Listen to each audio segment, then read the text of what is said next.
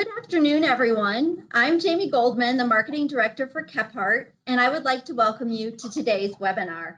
I want to start off by thanking all of you for taking the time to join us and for your continued partnership with Kephart. I am very excited about the webinar this afternoon, as we will be hearing from two industry experts about how COVID-19 has impacted the apartment industry.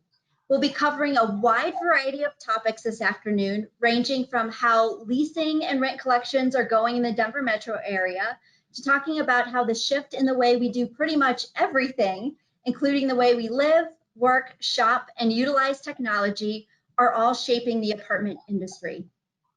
Joining us today, we have Catherine Stiles, who is an Operations and Pre-Development Client Services Manager for Greystar, which is a global leader in rental housing. Greystar manages more than 690,000 units globally. Catherine leads the pre-development team for the Mountain region at Greystar, which covers Colorado, Utah, and North Dakota, and she is currently overseeing the efforts of over 70 projects in various phases of pre-development. Also joining us today, we have Richard Whatcott, who is a regional manager for Camden Living, which owns and operates 159 communities and over 56,000 apartment homes across the United States. Richard has been with Camden for over 13 years, and in his role as regional manager, oversees the creation and execution of strategy in Colorado, working directly with property leadership, staff, and business partners. As you just heard, these two have a wealth of knowledge about what's happening in the marketplace, and we are thrilled that they are here with us today. For the first 45 minutes of the webinar, I'll be asking these two a series of questions to learn more about how the pandemic is shaping apartment operations and potentially changing the future of apartment design. This will be followed by an open Q&A session where we will answer all of the questions that you send us during our last 15 minutes together. Right now, you should all see something that looks like this in the upper right-hand corner of your own computer screen. We're going to keep you all muted for the entirety of the presentation, so if you have questions, you will need to submit them by typing them into the questions pane of the control panel. You can send us your questions at any time during the presentation, and as I mentioned, we will discuss them at the end of today's webinar. Now that you all know what you're in for this afternoon, I would like to kick things off by asking Catherine and Richard to share a little bit more about their roles with their respective firms. Catherine, let's start with you. Thanks, Jamie. Thanks for the warm introduction. It's great to be here. As Jamie said, I've been with Greystar now going on 10 years. Currently, I sit in our client services department and lead up our pre-development efforts. So I'm sure many of my wonderful, great clients are on this call today. But I have the pleasure of working with developers primarily up and down the Front Range of Colorado. My primary responsibility is to really be like that go-to person during the pre-development and construction phase. So I'll help with underwriting, giving recommendations on unit mix, floor plans, amenities. I'll do just a ton of different product design reviews and coordination with many different vendors such as utility management, home automation, and low volt. So I always say I have the best job at Greystar just because I really do have a passion for you know, putting in like all of the love that we possibly can into the properties that we, our operators, have a very successful lease up. And then Richard, how about you? Yes, and I want to echo Catherine. Thank you for having us and hosting this call. I think it will be good information to share with your listeners here. So yeah, my name's Richard. I've been with Camden 13 years. I started with Camden in actually student housing, which I am very relieved that I am not doing student housing, particularly during COVID, and relieved Camden has exited that business altogether. But been in Denver a couple of years. I support our operations team, so all our on-site management teams, and really help maximize the potential of those properties here and look for opportunities to grow our portfolio. So that's our kind of my biggest role here, is to maximize the return and see what we can do to grow the Denver market. That's me in a nutshell. That's awesome. Well, thank you both again for agreeing to join us and sharing your knowledge with us. And with that, I would love to dive into those details and hear more about how rent collections are faring for properties in the Denver metro area versus some of the other markets that you guys are familiar with. So Richard, let's start with you. Yeah, I'd love to share. And hey, there's no way around it. Rent collections have certainly suffered through the pandemic. And I think a lot of maybe what we've read or seen in the media is it's this kind of big tsunami wave of people who are not able to pay their rent. And that really hasn't been the experience we've seen with Camden, both in Denver and really throughout the country. And there are some carve outs of where some areas of the country hit more heavily. But for Denver, our delinquent sort of rent balances really account for less than half of 1% in Denver or in the Metro Denver area. And that trend continues in most of the markets we serve. We support 14 markets across the country. Orlando, obviously, a little more strongly hit, but it's just north of 1%. And really the big outliers are Southern California, Miami area, and Southern California, we really attribute to the political climate and a lot of rhetoric out there where basically almost encourage not to pay their rent. So we're not even sure it's a lack of ability. But for Metro Denver, we're looking really good, about half of 1%. And when you compare that year over year to 19, we're about 10 basis points higher. So it is pretty, it's not very substantial, the difference of what we've seen. Now, we've done a lot for our residents that have supplemented that. And the first being we allowed rent deferments and up to 2 months. And we had several people take advantage of that. And they are current on those payment plans. But that doesn't really count for delinquent as we've entered that arrangement. That probably accounts for about $100,000 in Colorado. And then additionally, Camden got in front of this very early, and we gave away $10 million in the neighborhood of $10 million in resident relief that most of the residents turned around and used for rent. So again, I wouldn't describe the rent delinquency as this big tsunami. It's more of a nuanced, slow rolling wave. And with the CDC declarations and some of the things that have happened more recently, we expect to see a little bit more of that into the future. But the fundamentals of multifamily, and particularly in the Denver metro, remain very strong. And it is not something that raises a lot of concern for us at Camden. That's great to hear. Catherine, how about over at Greystar? What do you guys see? Here at Greystar, we've actually been pleasantly surprised just based on the amount of collections we really were kind of not anticipating to receive because of COVID. So here in Colorado, we manage 131 properties. And out of those 131 properties, we're sitting at about 96% collected rents. And we're seeing about 5% of residents currently on a payment plan. So overall, I mean, certainly it's an uptick from last year, but just given the times, we've been, really pleasantly surprised with that outcome.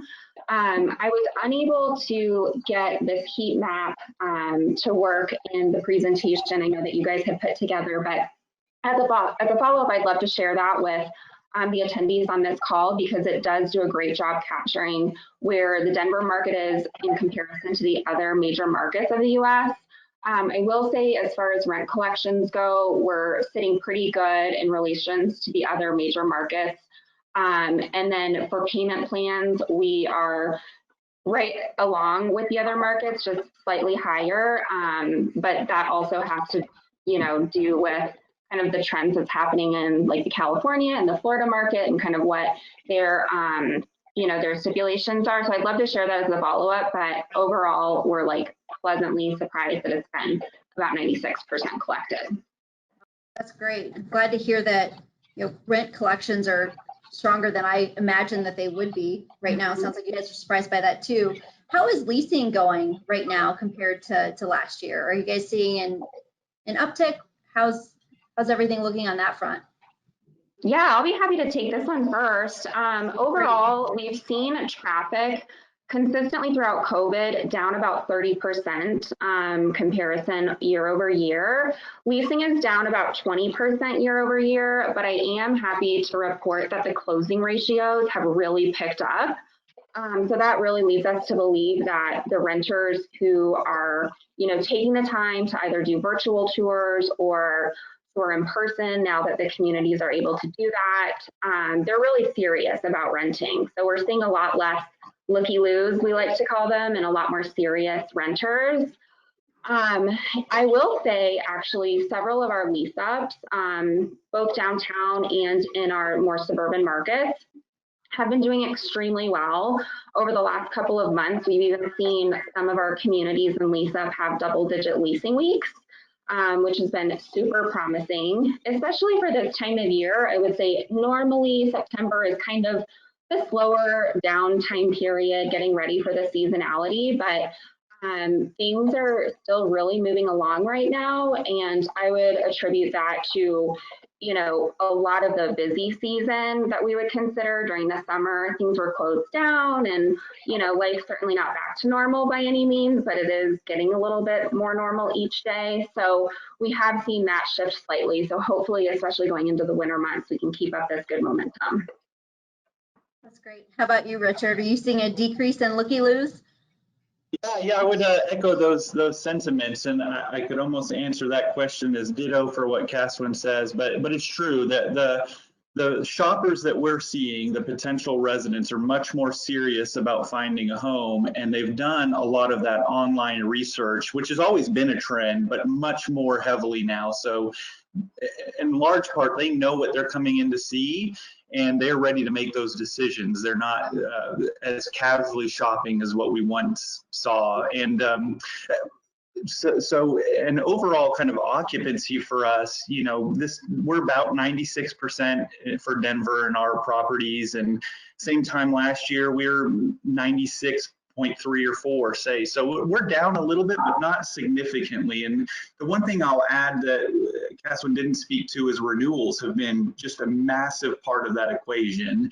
And our renewal trend is far higher than what we've experienced. And that's been true of the entire year, particularly at the very beginning of our kind of shutdown and the wave of pandemic.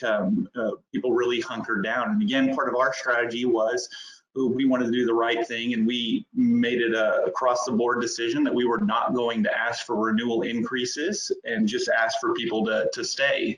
And that proved to be very beneficial and why we're in such a strong position now. But the trend continues. Our residents are staying longer and renewing more frequently than past trends. And I think that's in part, no one really wants to move during this type of environment.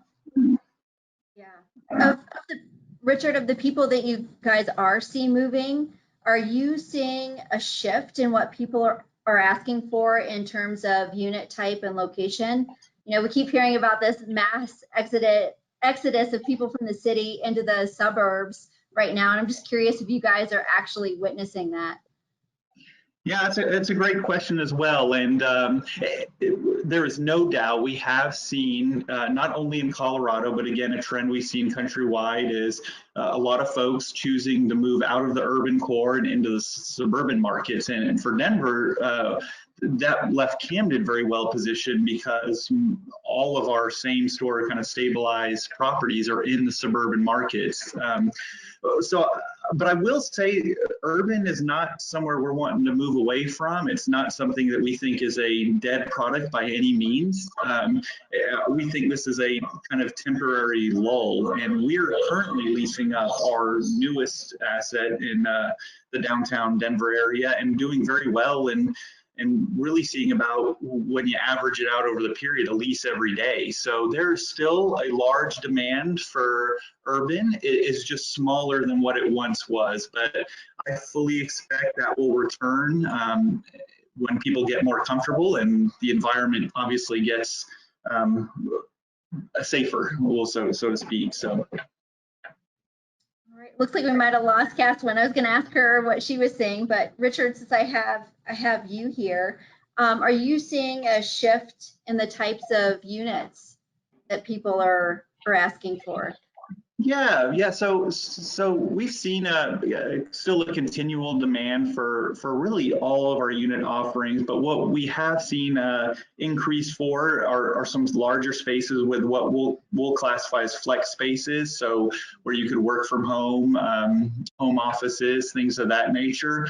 But there's still demand across the board, but there is a desire to have more space, and for that home office space is really the biggest trend we've seen. And we're marketing our floor plans differently based on that need. Jamie, am I back on now? Yeah, you are. Okay. You gotta love technology. I was panicked there for a moment. I was like, don't leave me alone out here. This would be bad for the listeners. Oh no, I'm back. Yeah, you just gotta love all of these different platforms. But I could definitely hear the whole time, and I did want to share that we had pulled some interesting stats in comparison from our urban markets versus our suburban markets. And ironically enough, in both kind of categories, the top 3 reasons for move out were the exact same: home purchase, employment loss, and COVID related reasons. Now, on the urban, the order was just slightly different, but the top 3 reasons were the same for both. So I found that very fascinating because I get asked this question all the time from our developer clients, like, what's going on with studios and 1-bedrooms? Like, are they still the most popular? Like, what should we kind of consider for the future? And I will say the anecdotal feedback from our operators is that a lot of our renters, are taking advantage of this time with the rent decrease to kind of upgrade into a larger unit. But we put together, a study to really kind of capture core downtown. And shockingly enough, the studios and the 1-bedrooms, the smaller units, have been performing very well during COVID. So I do think, one of the major kind of contributing factors to that is this entry-level pricing. People still want to get into a smaller space just based on kind of that rent price alone. And I know kind of downtown certainly has like a different vibe right now with things being, closed. There's no in-person sporting events, things like that. But overall, that's definitely not like a fear of ours. We're still seeing high demand for the Denver market. That's great news. Awesome. Are there any unit types that you guys wish that you had more of? Is there anything that people are asking for that you keep running out of, or is what people are asking for, is it kind of across the board?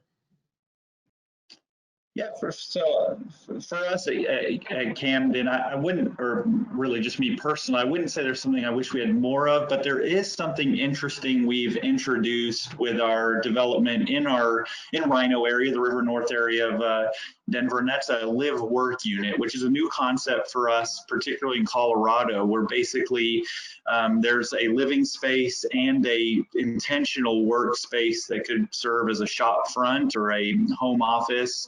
And it's really neat for that area with a kind of garage door that opens out to the outside air. So I'm very excited to get those completed, which should be done in the next kind of 30 to 60 days. And I imagine because of the rumblings of interest, there's a lot of interest there, and we don't have many of those units. And I think that's something, particularly with this environment we're in now, that we'll see a very strong demand and will likely continue into the future. So I'm excited to see how that goes. And if it goes as I'm thinking, I would love to have, and we will plan to have more floor plans such as that in our future developments. Okay, great. Well, I think this will be perfect for the next question. I'm going to start off with Caswin. So we know that lots of people are working from home, and that looks like it's a trend that's going to continue for, a long time into the future. What have you guys been doing at your existing properties to accommodate residents that are working from home? Yeah, I mean, that's a great question. And to be honest, even before COVID, we found a lot of our renters, at least had the ability to work from home, maybe not at the capacity they are now with it being primarily full time, but so the working from home concept is not new to us, but it certainly is amplified during this period. I think two of the biggest things that we really need to pay close attention to during our developments is the inclusion of high broadband speed and good cellular reception. Just with the amount of people, spending so much time, those two things. And I'm a perfect case study. Clearly, I don't have the best connectivity right now, so I need to call Comcast for that. But also, I think private offices, both in the unit and in the amenity spaces, are going to be big drivers. I'm sure I'm going to say this 100 more times on the call, but balconies are such a huge benefit in apartment homes. Right now, we've been seeing that those floor plans have been the most difficult to lease that don't have a balcony. So, I mean, just having any sort of outside space, I think, is just so nice during this kind of pandemic. You get some fresh air, you don't feel super confined. So that kind of goes along with working from home. You just got to get outside sometimes. Yeah, Catherine, are you guys able to charge a premium for your units that have balconies? Yeah, absolutely.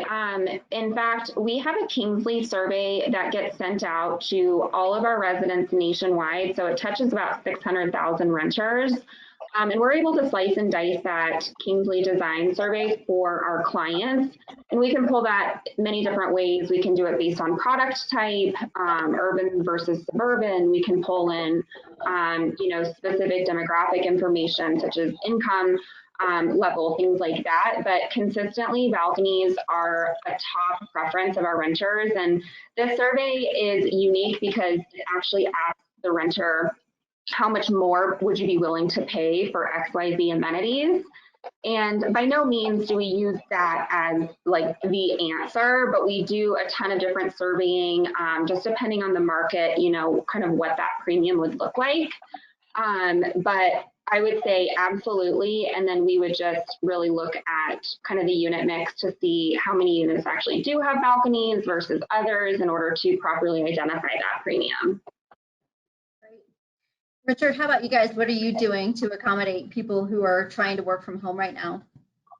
Absolutely. And I will answer that. And it also makes me think about another question with the increased work from home.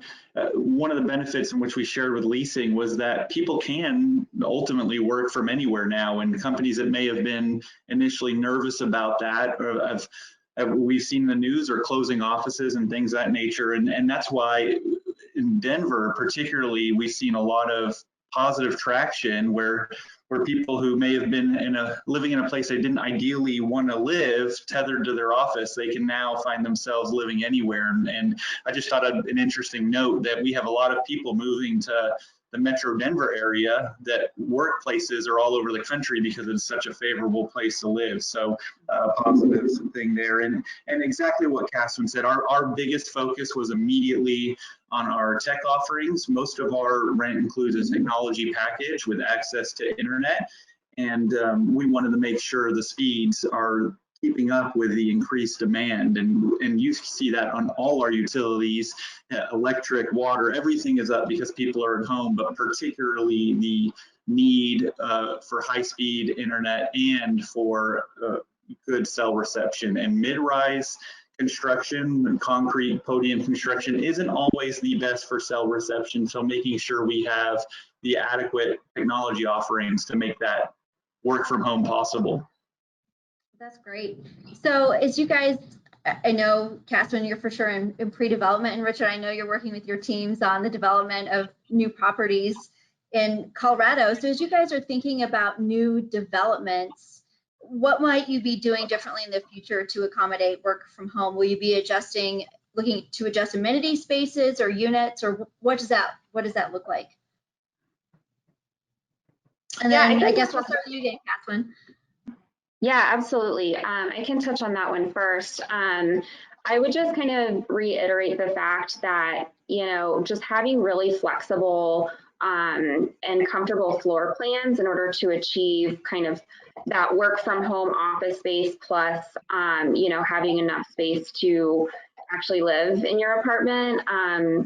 But then also that flexibility in the amenity spaces. So possibly incorporating, you know, additional private offices, things of that sort. But Richard, what do you have to add to that?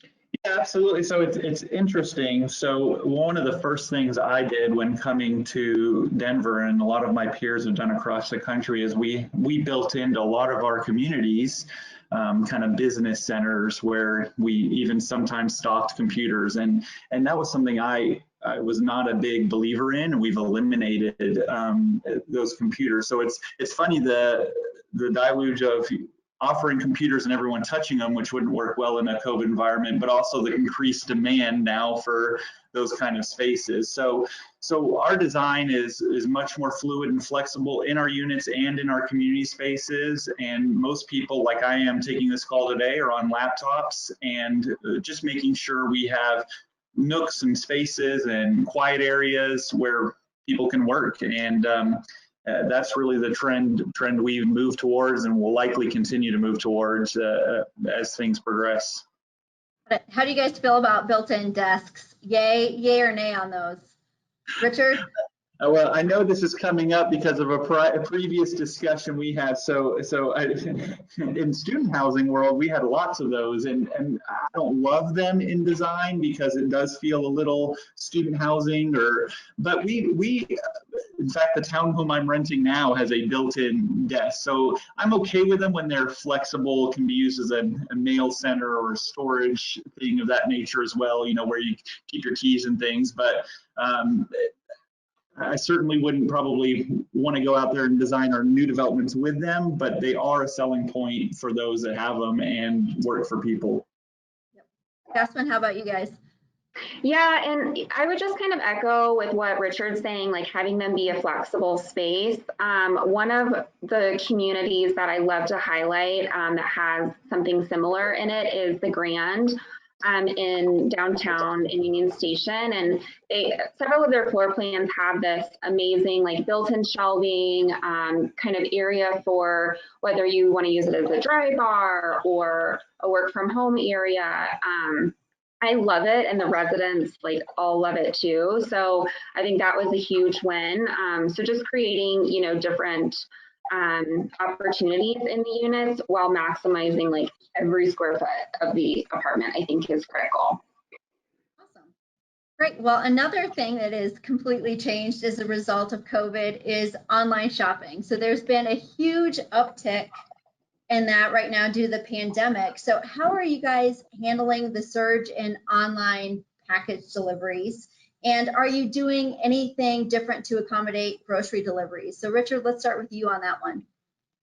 Oh gosh, yes. Package delivery in Camden is not always the most synonymous saying there because of our decision we took several years ago, and that was we got out of the package business, and we know what we do well, and what we do well is provide homes for people. What we don't do well is manage packages and do that package delivery. So we, in essence, put that responsibility back on the Postal Service, the Amazons, the UPSs, and we've made the decision not to supplement their role, because if you were a homeowner, they would deliver to your doorstep, and we have that same expectation for our apartment residents, that they are able to enjoy the benefit of having a package brought directly to their door. So we made this decision obviously well before the pandemic. We are even more relieved that we did make that decision, so we can focus, our team members can focus on what they should be doing, and that's providing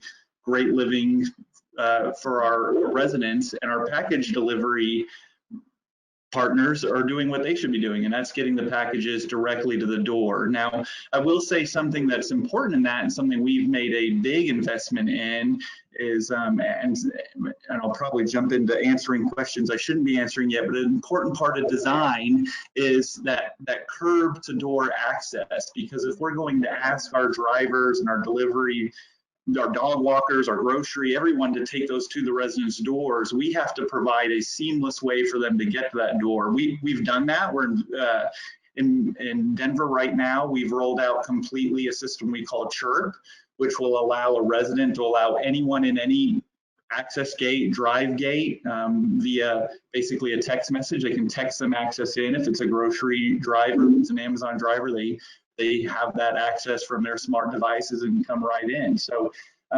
for us, that's the most important investment, and something we'll continue to do, and really is the only way you can successfully manage this new gig economy, is that curb to door access. I hope that answers the question. Yeah, no, that definitely did. Caswin, how about Greystar? Yeah, I mean, same thing. I mean, the influx of packages is just quite frankly insane. More and more people shop online. I can't remember the last time I personally went to the store, even the grocery store. So I'm definitely one of them. However, I mean, we only have so much real estate in the building to allocate to package storage and to amenities. And in a perfect world, I mean, gosh, we would have one whole level of the building dedicated to packages, but that just doesn't make sense for anybody. It's just a complete, utter waste of space, in my opinion. So, in fact, we've had, stabilized communities that have, been around for quite a while actually have to transform certain amenity spaces just in order to house these packages. We've had a couple of downtown properties transform their like game rooms into a package area, which is quite interesting. But one thing that I love and I preach on all the time is this company called Fetch. It's a really interesting third-party company that alleviates all of the headaches around on-site package storage. And what they do is the package storage on-site is completely eliminated. So they offer a white glove delivery service to the residents. You can ship anything and everything. So whether that be your bed in a box that people get now on Amazon, or your groceries, really anything. They do delivery 7 days a week to the residents. It's a super convenient, taking the property management out of the equation, which just saves them so much time. So we love Fetch. They are in several major markets. They've been in Colorado now, gosh, I want to say for the past like 4 or 5 years, but they're continuing to grow their territory in which they serve here in Colorado. So all of the communities within Greystar that have Fetch, the on-site team members as well as the residents have nothing but positive things to say. So I think that's a huge win for our industry. Great. So do residents pay a premium for Fetch, or is that just included in their rent?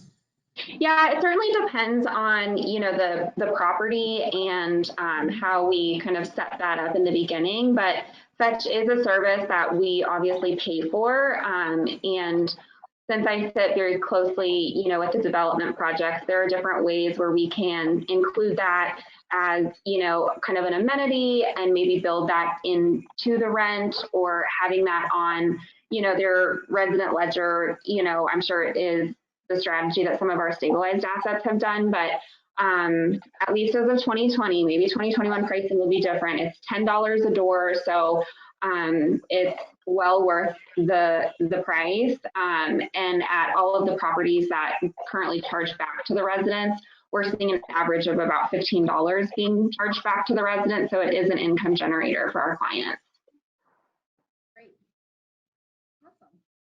Well then, moving right along, I would love to hit on smart home technology. And I think, Richard, you hit on that just a little bit with package management and using Chirp. What else are you guys offering or seeing in the evolution of smart home technology? What are people demanding, and what are you guys providing? Yeah, it's a great question, and a hot topic, and one that analysts and financial people who are controlling the financial investments often ask us. And smart home technology is so broad, it includes so much. And we found that there's a lot that residents do value, and there's a lot that we could put in for significant expense that our residents truly don't value at the same level. And when I think smart home, I think Bluetooth lighting and Nest thermostats and things of that nature. And we do dabble in that a little bit, but we found that residents don't value that at the same level as they do with smart access. And that's where we have spent and invested all of our energy. And that is, I mentioned Chirp, and that's essentially a smart lock option that allows you to remotely open your apartment home, or a keypad to get in, or for those that are uncomfortable with that level of technology, still have the flexibility of having a manual key for.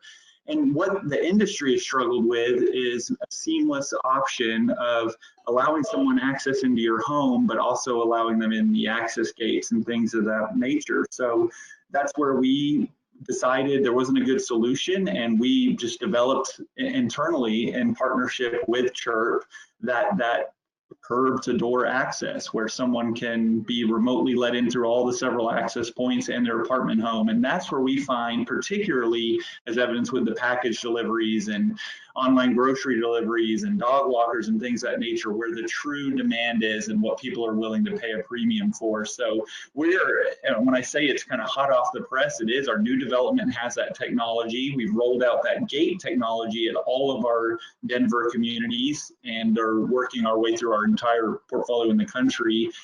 As of this week, we just finalized our lock install at one of our properties, Lincoln Station, and the residents are receiving that very well. And also news this week is we've sold that portion of that business to RealPage, which will now integrate that, through our entire portfolio, and likely many of the other customers out there that use RealPage products will see that. So that is where we have spent all of our energy, because that's where we feel the residents truly demand and value that sort of access technology. Great. How about at Greystar, Caswin? Oh gosh, we have an entirely separate division that we call our enterprise team. So some very talented, knowledgeable individuals comprise of this team. And what I really love about it is, because we are a global leader, we're in 13 different countries. We just have an enormous footprint, and we're constantly evaluating different technologies and vetting out different companies in order to really provide our clients with the most sound companies that are out there. So smart home is something that I try to learn something new about every day, because it's just ever evolving. But very similarly to what Richard said, I think what our main focus is what we would call like the sidewalk to sofa solution. So we had integrated a company called Stratus, all of their features into kind of I would almost say like, test property here in Colorado, Park on Spear. So Park on Spear is one of our newest Greystar development assets. It's incredibly beautiful. They actually have Stratus incorporated into their building, both in the amenities and like the controlled access, and then also the apartment homes. So a few of the features that makes up Stratus is the building and home access, smart thermostats, Alexa-enabled features, so like lighting and music, and especially with people being at home all the time. I mean, I have an Alexa, and I tell her all the time to play my music or turn it down or all of that stuff. So I think those conveniences are really there for the resident. But something that I love so much from an operations standpoint is the water management for leak detection. So there's, different technologies that exist that, will monitor that. That way our maintenance team can be on it before we have a flood that affects, several apartments. So I love that for so many reasons. But like I said, it's just an ever evolving world. And I feel like we could have a completely separate call talking about smart home. Yeah, we definitely could, actually. Yeah. So switching gears, because technology is a great amenity, As far as amenities go right now, what amenities are available in your building? Have you opened up all of your amenities, the gyms, the community spaces? Are those still closed? What does that look like? And then how often are people using amenities now? So we'll start with you, Caswin. Here at Greystar, everything was closed for a short period of time during COVID, but now things are able to be back opened up. I would say the biggest change with our amenities is that now that there's just a ton of different occupancy restrictions and cleaning requirements, things of that sort, we do our amenities based on like a reservation basis. So it allows the residents to kind of schedule out like when they're going to go to the swimming pool or when they're going to use the gym, things of that nature.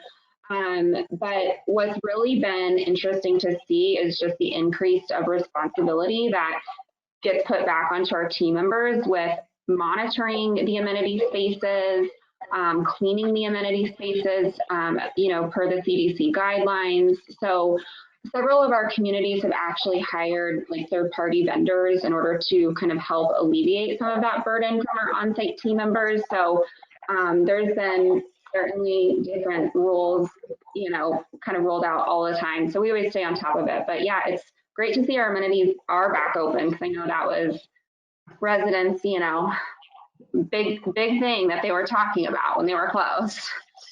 Yeah, definitely.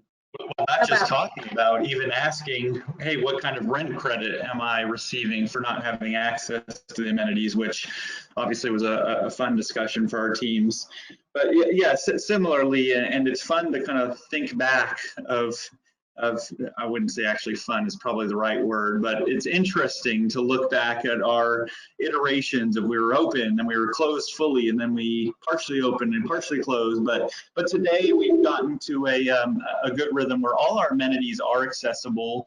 And to Caswin's point, our teammates have had to take on a higher degree of responsibility. But what also is interesting in our approach was that our residents, the folks using these amenities, had to take a higher sense of responsibility. And we've really asked that residents respect the social distancing and, abide by the occupancy standards without us having to necessarily monitor. So that's the approach we've taken nationwide. And of course, there have been instances where we've had to say, hey, we need to close this amenity down because you're not taking the precautions as we've been guided and asked you to take.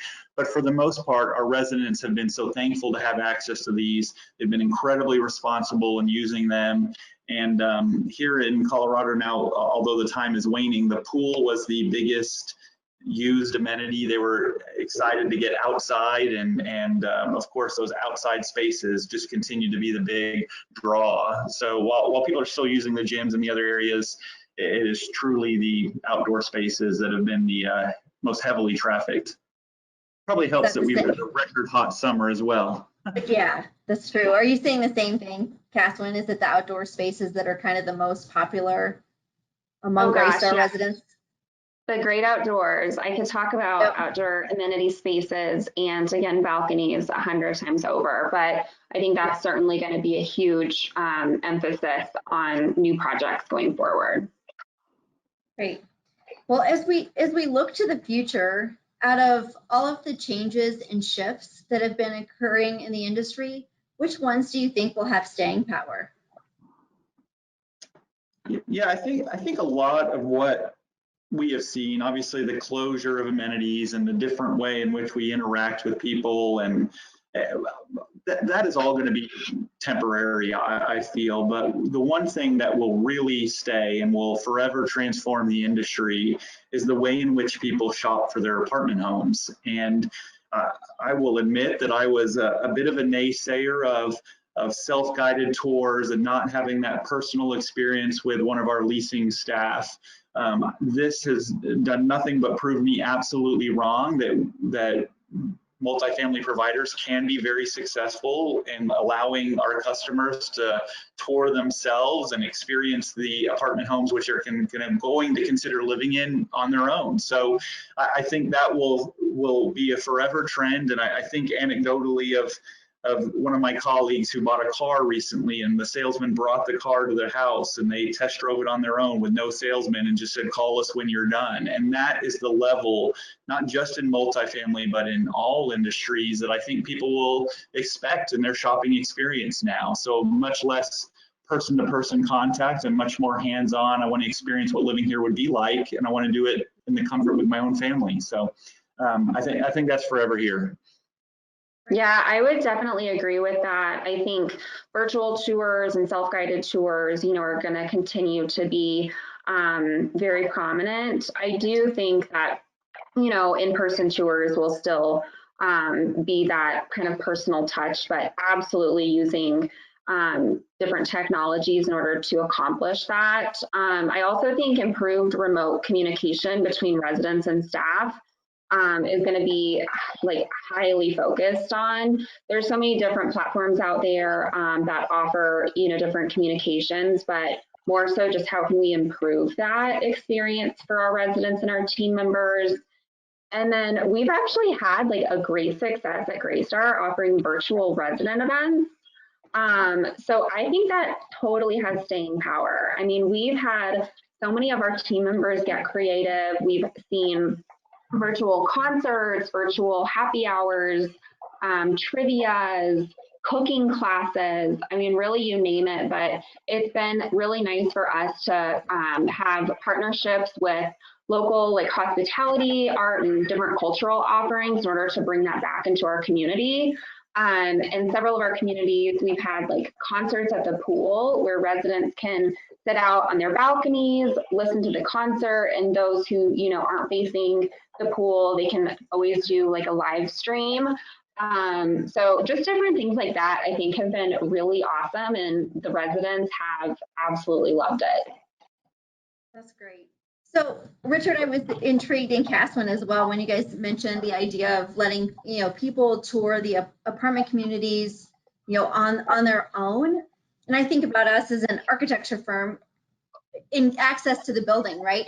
How should we maybe be rethinking how we're designing that leasing space and helping people navigate the building? Because I know a lot of times when I go into, especially the big, apartment buildings, it's confusing and it's hard to know what amenity is on which floor and how to navigate that. So as you're letting people or encouraging people to take, virtual tours of the community, what does that look like and how should we be rethinking our building design?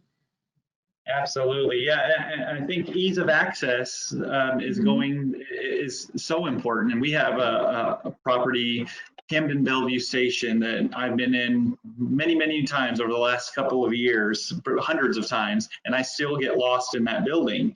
So I think ease of access is going to be incredibly important, not just for the customer experience of self-guided tours, but when I think of some of these mazes of buildings that we've built for emergency responders or the dog walkers that we mentioned earlier, all of these folks being able to easily navigate the community. So I think that's going to be incredibly important and will continue to be so. And then in that design, also allowing for the technology infrastructure to support not only the technology we have developed and have today, but as we know, technology, if you wait 5 minutes, there's a new iPhone out, and technology will continue to keep pace with that. So making sure we're future-proofing our buildings so we can remain relevant, because that is never going to go away. So if I had any advice for kind of those designing the buildings, it would continue to be that ease of access and ease for transforming technology in the future. And it's hard to kind of read that crystal ball of what that would look like, but allowing for easy change of infrastructure, I think, is the most important thing there and critical. And it's part of our due diligence when we're looking at assets to buy now, is how can we appropriately engage a technology that our residents demand in a building that may not have originally been designed for that. Great. Hope that answers the question. Yeah, you definitely did. And then Catherine, I know you talked a lot about, amenity spaces and how those are being used right now. Do you have any recommendations on how we might be rethinking those in the future and new developments?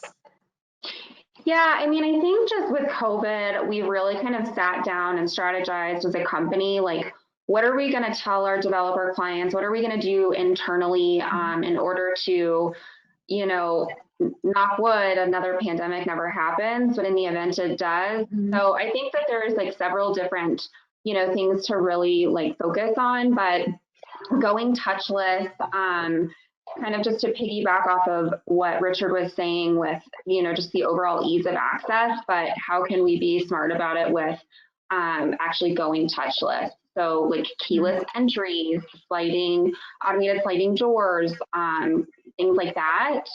I also think fresh air ventilation systems are going to be highly desired. And in fact, we've had several, prospective renters, I should say, actually calling and like asking about that. Like, what is the ventilation at your property like? So I think that one's going to be a huge one. Sanitizing stations, I know they're not like the most pretty thing that we put out there, but now everyone has them. So, having them at, the elevators kind of throughout our amenity spaces. Self-cleaning products, I think, is going to be a big one, just in order to keep the amenity clean and hopefully kind of limit the burden on the team members. And then overall, just like sustainability. Now with everyone, or not everyone, but a lot of people working from home, I think we really need to think closely about that and having a better, energy performance and higher sustainability standards in order to help reduce the energy costs. Are you having people ask about that, asking if your buildings are, LEED or NGBS certified, or are people asking for those green certifications or asking to learn more about the, the energy efficiency of their communities? Yeah, we really are seeing an uptick in that. I think just overall, like health and wellness has always kind of been a focus, but even more so in the future, I think we'll continue to see that ask from renters. Are you seeing that too, Richard? Yeah, I think there is a much greater environmentally conscious customer base out there now, and that is important to them. I wouldn't say it's probably doesn't make our top 5 of questions asked, but it is certainly becoming more relevant in what we do. And just to mention or piggyback on Caswin's point of health and safety, the one question during this pandemic that we've really seen a lot is, what are the measures and protocols we take to clean the community? Obviously, the apartment home they're moving in, they know someone's lived in it before if it's not a first generation apartment home, and what standards we did to get that apartment ready for them. And I do think, once this pandemic passes, this will certainly raise people's awareness. And I think we will see that well into the future of cleanliness, and not only cleanliness, but the products that we're using are environmentally friendly as well. So they go hand in hand, and I think it's a great point that Caswin brings up. Right. Well, I want to open it up to some audience Q&A. And one of the questions that I have, and we'll give this to you, Caswin, are there any amenity spaces that you guys don't have right now that you wish that you did? Gosh, that's a really great question. I would say, again, just like the overall outside space, like maximizing that. Balconies, I probably sound like a broken record, but one kind of trend that we're seeing and residents are really kind of asking for is having some sort of like convenience store type of area, whether it be in the community or maybe that's a component of the retail. But how can we just again, like making our residents' lives more convenient rather than going to the grocery store and having to get outside to just pick up a couple of, fresh things, or even just like Tylenol and things like that. Incorporating that more into the amenity space, I think that's something that we'll have, that we'll see more of in the future. Great. Richard, what kind of requests along those lines are you seeing at Camden? Yeah, it's funny, as I mentioned earlier, I think before the audience joined, I'm actually calling from DC right now in one of our communities, and I got in late last night and I was like, man, I could really use a bottle of water. And so that ease of convenience, and there's some really smart solutions out there that really require little real estate, and they're self-serve, and it's not, we would never want to put in our kind of luxury communities the old Coke machines and the spiraling vending machines. It just does not go with the look that we're trying to provide at our communities. But there are some really slick options out there that are self-serve, that allow for a wide array of convenience items that people sometimes have a desire for at midnight or 1 in the morning. So I think Catherine hits it on the head there. And again, those outdoor spaces are so relevant and so needed. And really the amenity that I wish we had that we don't, I'm not even sure what that is, but I know there's something out there that's going to be kind of the new cutting edge that people really desire. And the days of just a swimming pool or a business center or, you know, a lounge, those are pretty well exhausted. And there's something out there that is going to be kind of cutting edge that is going to be the envy of the neighborhood. And what that is, I don't know, and probably wouldn't tell you if I did know, because it would be so it's out there. And I think we've got to start looking at our communities much differently than what we've done for many years, because people are spending more time at home, and it needs to be competing with the entertainment that they've lost out there in the rest of the world. And I think that will stay for some time. Great. And then kind of a follow-up question to that, are there any amenities that you think COVID has killed, right? You're like, oh, we're not going to do this or put this in our units or in any of our amenity spaces ever again. Do either of you have anything like that? Yeah, and it's almost counterintuitive to what I just shared and Catherine shared of that ease of convenience items. But, you know, coffee bars and things of that nature were always very popular in our communities. And we took the proactive measure of eliminating all of that, because it is such a high touch area that encourages just things we don't really want to talk about. So those types of things are gone, and I'm beating a dead horse, but the business centers with the computers, we've eliminated those, and we'll never put those back into kind of future development. So I think all that kind of stuff is dead, and the residents don't really value it. Is your business center more of like a flex workspace now? Is that what you guys are? E-lounges, flex spaces, and conference rooms are oddly popular, and I can see why, and it will continue to be as people close their office spaces. They know that they no longer need these big office spaces to be productive. But there are times, and we will get to a return of in-person business meetings with groups. And it's nice to have those spaces available in our communities that we can offer when you don't have these big office spaces anymore. Will we be putting more of those in the future, in future developments, do you think? I don't know, Catherine, what do you think? Yeah, again, I think like private offices and, you know, having the reservable conference rooms will continue to be something that we look at.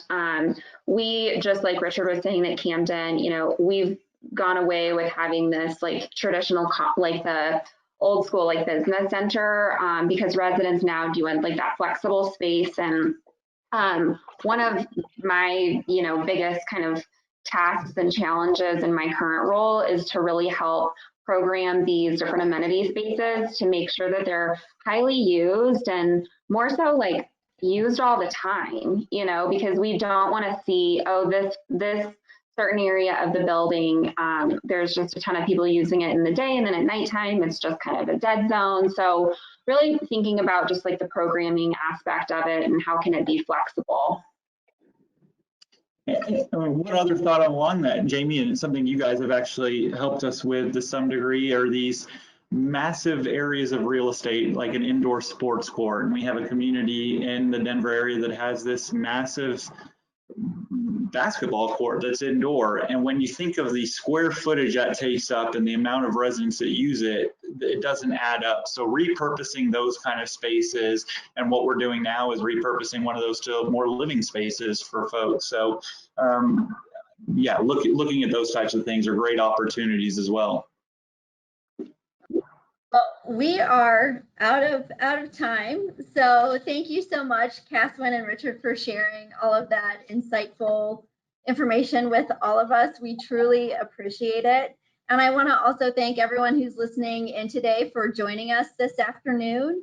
If you would like a recording of today's webinar or the heat map that Caswin mentioned earlier in the broadcast, please reach out to me. My email address is jamieg@kephart.com. And on behalf of all of us at Kephart and our amazing presenters, thank you so much for spending time with us today, and enjoy the rest of your afternoon. Thank you all. Thank you. This was great. Thanks.